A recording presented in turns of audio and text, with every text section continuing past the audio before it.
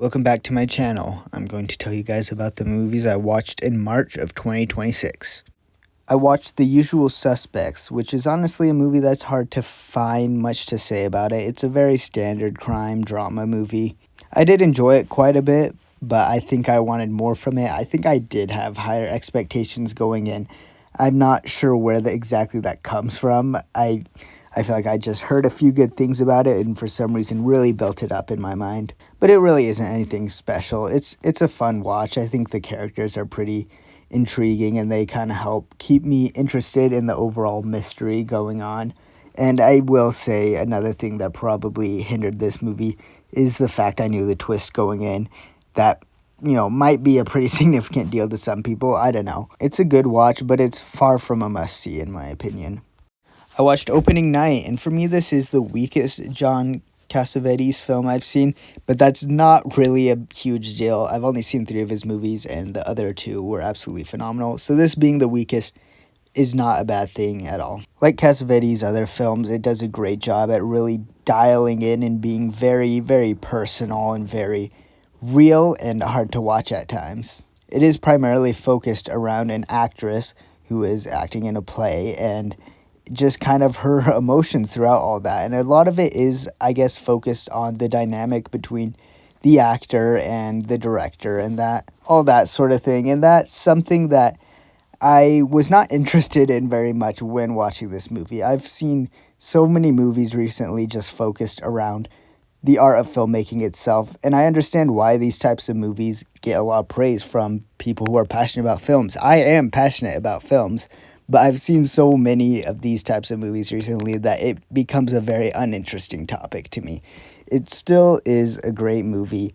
I might need to come back to it when I'm in a more correct headspace to watch it. I do think Cassavetes films are very much dependent on your head state, so it's a movie I could come back to and see myself really, really enjoying. I did not super enjoy it this time. I can still see a lot of great things in it, though. I watched Mikey and Nicky. This has John Cassavetes as an actor in it, actually, but he is not the director. The director is Elaine May, and I really don't know much about her. It seems like she's only directed a few films, so I don't know, but I'm very intrigued in her filmography after watching this because this was very good. The main plot is that Nicky has a hit out on him, so he decides to go to his friend Mikey for help. And it is, I won't say much more than that, but it is a very, very intriguing film. I think those two characters and their whole dynamic is really cool to watch. I think I really like how just down to earth this movie is, in the sense that it is very realistic and it's very small time. Like, this isn't a big, huge crime drama. This guy isn't, when I say he's on the run from the mob, it's not like this big, huge deal. They're just kind of running around town and trying to figure stuff out, and I really, really like that. It feels very human to me. Cassavetes plays Nicky, and he does a great job, but I also want to say Peter Falk as Mikey does a phenomenal job. The acting is so great, and that really is important for a movie especially like this, where it is very character-focused.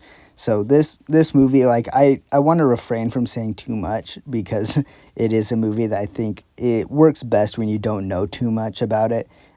But just know it is a very fun time, while also being very, very drama focused and having a lot of good emotional moments. It's a fantastic film. Hoppers is the most recent Pixar film to come out, and I have realized that I have not kept up very well with Pixar movies in recent years. I don't know what it is. I just really haven't had a strong interest in any of their newer releases. But Hoppers was a really fun time. I knew, obviously, going in it had a more, environmental message, but it does a lot more than that. And I think overall the movie is more mature, which I know is normal for Pixar movies, but the main character is a college student, which I think is pretty interesting, and I think it kind of shows that they're targeting, a bit older of an audience. I say this because the themes are actually a bit more complex than I was expecting. Now, obviously, it's not crazy or anything, super art house or super difficult to figure out. It's just they did more than I thought, and I was pleasantly surprised by that. I think maybe something that they could have done better is I didn't feel as emotionally attached to the characters as I think it seemed like the movie wanted me to be. I don't really know what it was, but none of them really caught my attention or really made me love them or anything like that. Overall, it's a great fun movie. Obviously, I watched Project Hail Mary. This is actually the first ever movie I have watched in IMAX, and that was a really great time. This is a great movie to see in IMAX. It is a beautiful movie. It is genuinely visually very, very stunning. They did a great job in that department. And this is also just a movie that I think will have a pretty big impact and a pretty big influence just because it seemed very appealing to general audiences, I guess.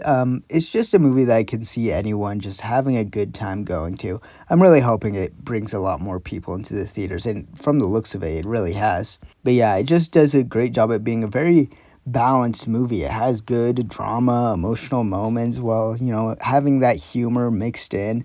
And that's something that's, I know is controversial in recent years, where movies try to mix in humor, and lots of times they don't do a great job, and it's kind of soured people on that whole idea. But Project Hail Mary really does a great job. And obviously Ryan Gosling is a fantastic actor, honestly.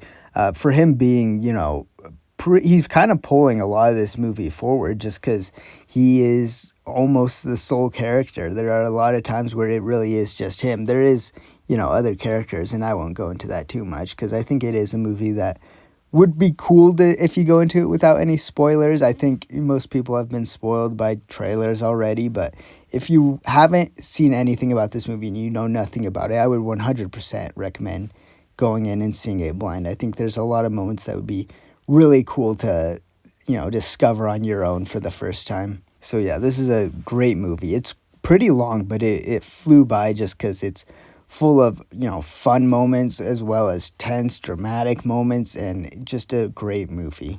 I watched the movie Silence, and I'm just surprised I have not heard more about this movie before going into it. I mean, this is a Martin Scorsese film. It's very well received, and it's more recent in his filmography, so I figured I would have heard more about it, but I haven't. So going in, it was a very, very pleasant surprise, I guess, that it was an incredible film to me. It's a very dreary, existential film with lots of religious themes. I mean, pretty much only religious themes. That is the focus of this movie, and that could have a reason for why more people are not talking about this. It could just be a turnoff for a lot of people. I feel like it's still a movie that could be universally watched, and everyone of any sort of faith or whatever your position is, I think you can gain something from this, or at least learn something. But I don't know, I guess I could be wrong about that.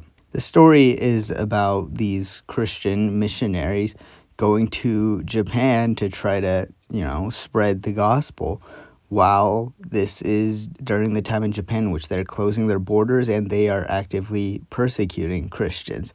So I think you can kind of see exactly why this is a very difficult film. It's not a movie you will find a lot of enjoyment in, but it is very thought-provoking and very, very just enthralling in everything it does. It's generally just really well made in terms of the cinematography, and the writing and the acting is phenomenal. Everything really is executed very, very well. So this is a movie where, if this sounds interesting to you, I would say 100% give it a watch. Just make sure you are prepared. And that was everything I watched this month. You can tell me your thoughts on these movies down in the comments below, and I will see you guys next time. Bye.